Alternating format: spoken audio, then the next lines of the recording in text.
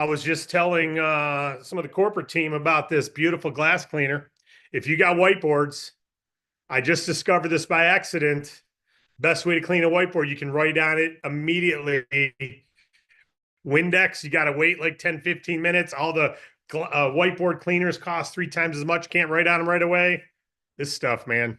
Sprayway, world's best glass cleaner, foaming action.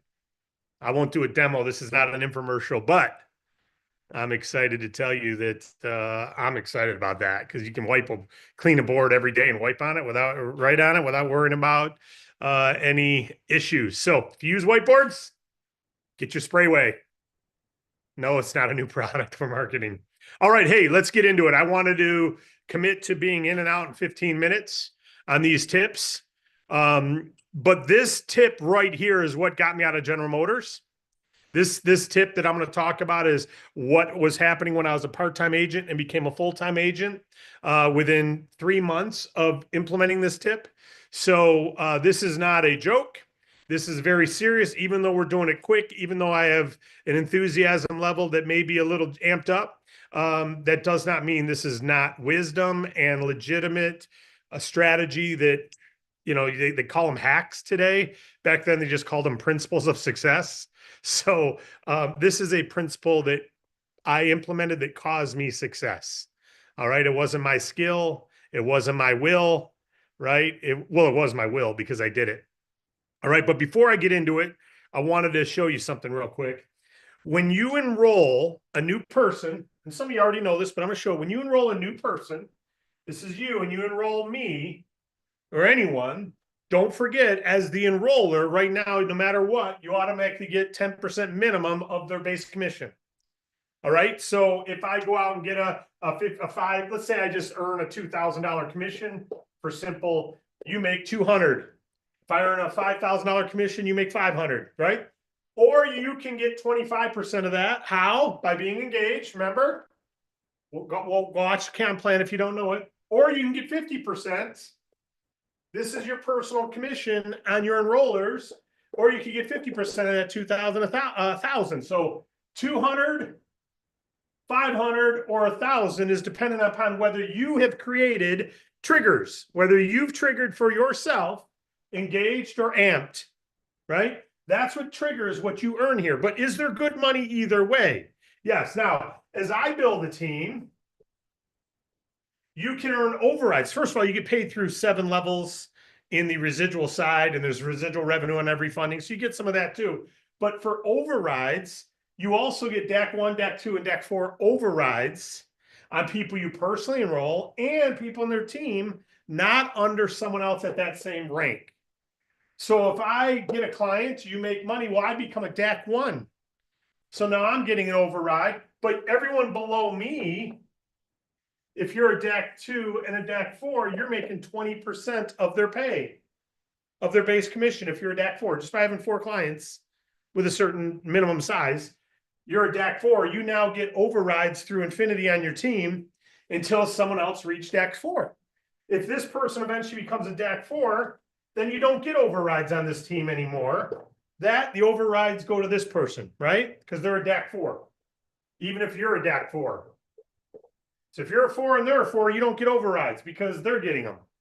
But you have other overrides up here. I'm not going to go through that in this. That's not the purpose of this training or this pro tip, if you will. But you can get more overrides on them as well. And again, through 7 levels, you can get paid residually on every funding because we put residual revenue in for every funding, not just month 1, but many months sometimes, up to 200 a month for a certain period of time.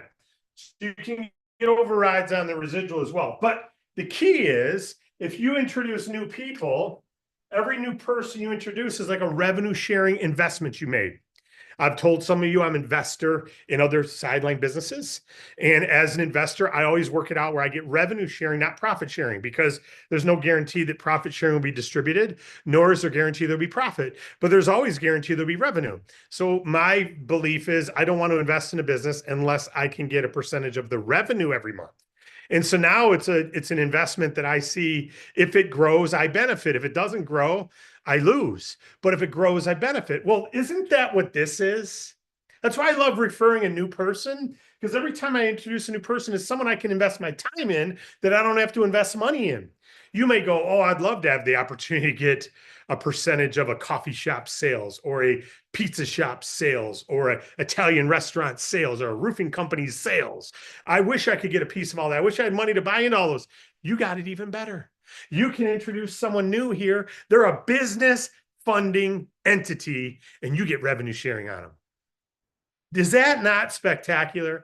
They didn't have to invest and you didn't have to invest. You have to invest your time. Thank you, Carl with a K. You're the only one I can see on my screen. So I've got my screen minimized. You're on. That's what's spectacular about this. So I told you about a donut shop I had down in that I partnered with down in, it's gone from the hurricane. It literally is gone. So even though I get revenue sharing, there's zero revenue. That means my investment is sorry, there's no revenue. So all that money invested, just gone. That's the risk of investing. Now, fortunately, I earned enough revenue that covered my investment, so I didn't lose, but I'm no longer getting paid on it. It's like an agent who's doing real well, but passes away. You don't get paid on them anymore. But what about their team? What about when their spouse takes it over because it's a business building entity? It's still a business that you own override on.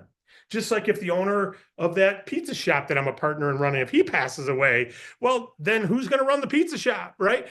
There's no difference between here and there. So I want you to understand, first of all, have the mindset of investor, which is everybody I invest time in. It's like people I've invested money in that I get a percentage of their revenue. Everyone you enroll, you get a percentage of the revenue. You can never get cut out of this. They're on your first level. You enrolled them. You can never get cut out of these. You can't. Now the DAC 1, DAC 2, DAC 4, as that group builds, they'll be down under other DAC 4s. They'll get those bonuses. You won't. You can get higher AD, RD, ND. You can get other overrides. But the key is to look at, first of all, have the mindset that I am an investor. I'm not an employee. I'm not just an agent. I'm an agent who is an investor in other people's business entities. I'm an investor. I don't put money in. I'm an investor of encouragement. I'm an investor of motivation. I'm an investor of support. I'm an investor of tour guiding to the right place. I'm an investor of motivation. I'm an investor that to the right people, Yesterday, I said no, literally yesterday, to someone who wanted me to invest into their wellness company.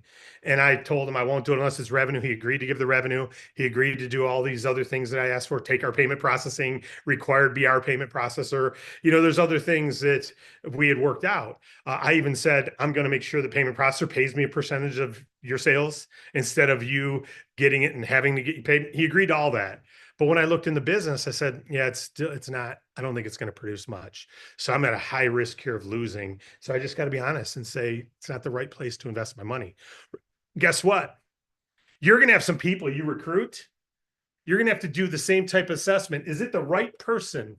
Do they have the will to do this or the skill, or are they working at building the skill because they've got the will? If they don't have both of those, the will and the skill, they're not, it's like saying no to that investment. The good news is you can still recruit them and you can still support them a little bit from afar. You can point them to these videos. You can point them to our websites. You can point them to all the back office, and you can support them from afar, but you don't have to invest endless hours into them. Okay. You don't have to invest a lot of hours into them. You support them, and they may refer someone who refers someone who refers someone who refers someone. And down here, you've got a star.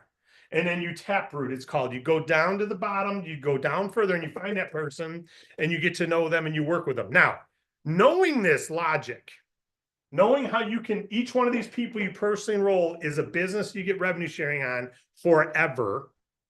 So identifying, this to me is like, if you don't already have your enroller team producing good revenue, this is an endless quest until you do. It's like you have endless money to invest into businesses to get revenue sharing on. If I say I'll give you $10 million, you can invest up to 50 grand in any business you want, and you get to get a piece of revenue. You'd be like, man, where they at? Where are they at? Where do I go to? Well, that's the same opportunity you already have. It's called refer the DAC agent opportunity, and find those who go, man, I want to do this. And you get a percentage of everyone you personally enroll, plus some of the people they enroll. Okay, you got that. Check. But here's the strategy And I got 4 minutes. That's how good this is. Here's the strategy that got me out of General Motors. Understanding this, yes, but then understanding one other thing, which was you're looking for people. I know you can barely see that. You're looking for people individually, the people you personally enroll.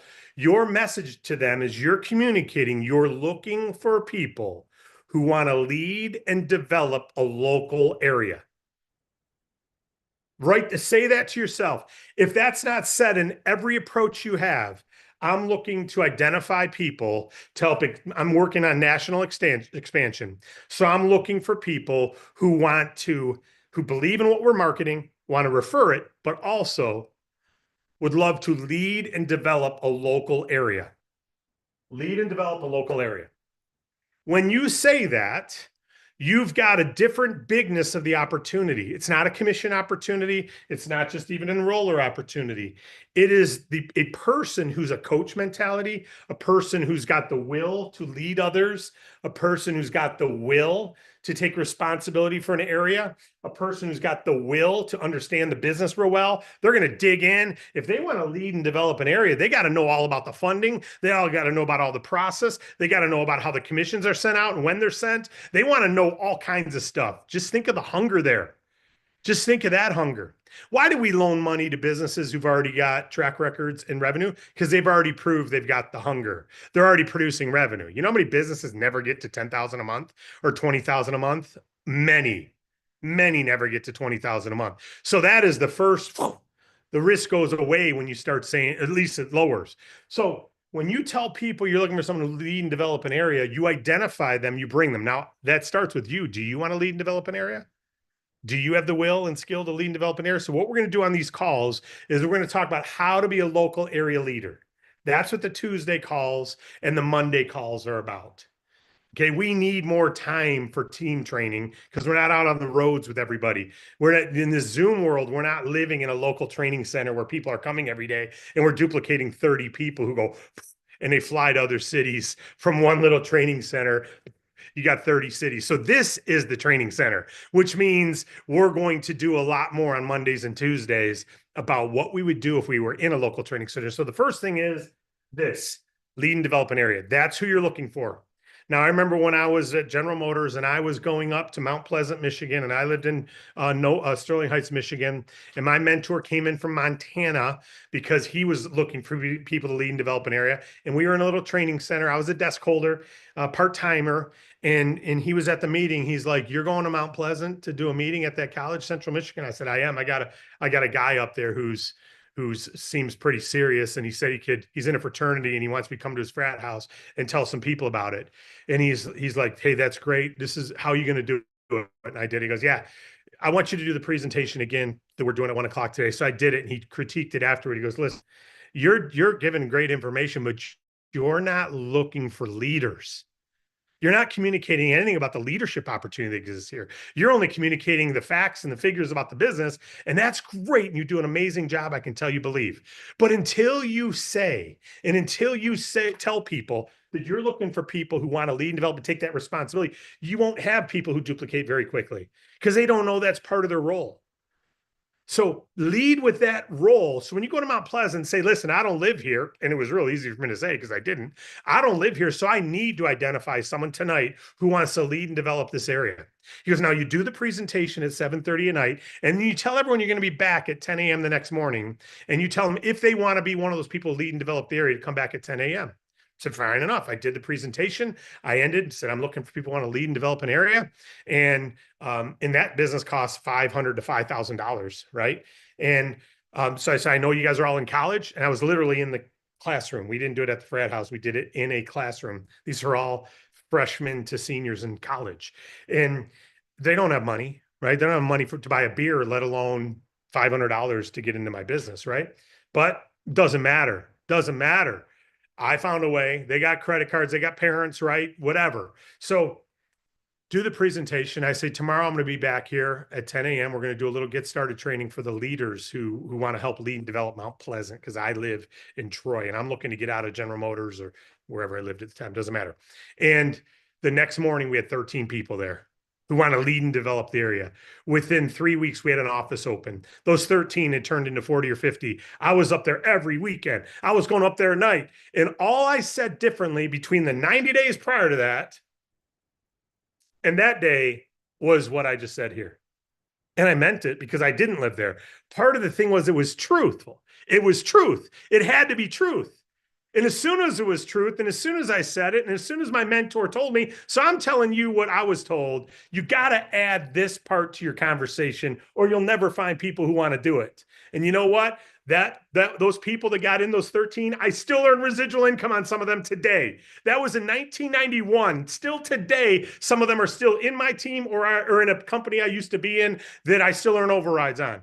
That is how powerful this can be. And many of you have recruited people this year that you don't earn anything on, as have I, but you don't have anyone yet that you found that lead and develop a local area.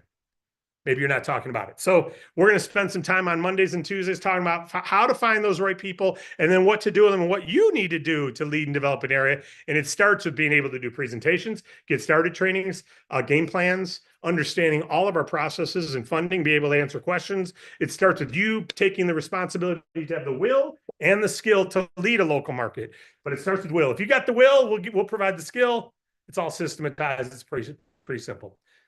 I know I'm over a few minutes. I got into a couple stories. I'm 2 minutes over, but we're done. This is going to be fun. Add it to your conversations. Any questions or comments on this before we break free and get after building and serving clients and building giants? Any questions from anybody before we go? Carl with a K has got his hand up. Go ahead, Carl. Okay, I'm unmuted. Can you hear me now? Loud and clear, buddy. Yes, it was interesting. I was having a chat with Wade yesterday prior to the call that we did in the morning. And one of the things that we were talking about, two things that I think are really important, especially for people that are building the teams. We talked about how like the MLM network marketing world is like get everybody and anybody, housewives, blah, blah, blah. We're looking for people in business that have businesses that know how to speak to people in businesses.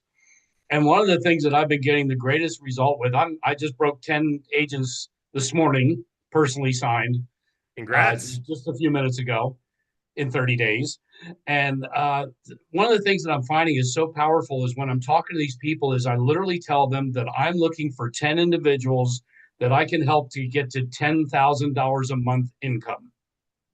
Mm-hmm. And they're like, whoa, wait a minute. It's like, yeah, I'm not about going out and just putting people going, see how wide and how deep I can go. I'm about building an organization, and I can't wait to change the lives of those 10 people in 2025.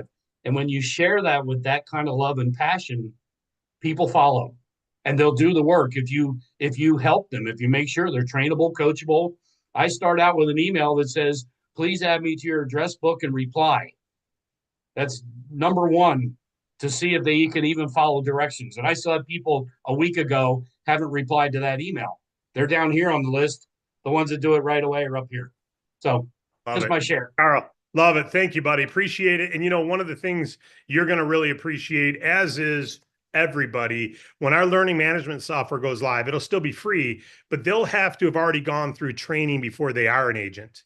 And so that is going to be a built-in sort. We say fill the client funnel, looking for aces and faces, but you never know. There's a lot of cards. They all look the same on the backside. You never know what's there until you turn it over, right? So everyone looks the same.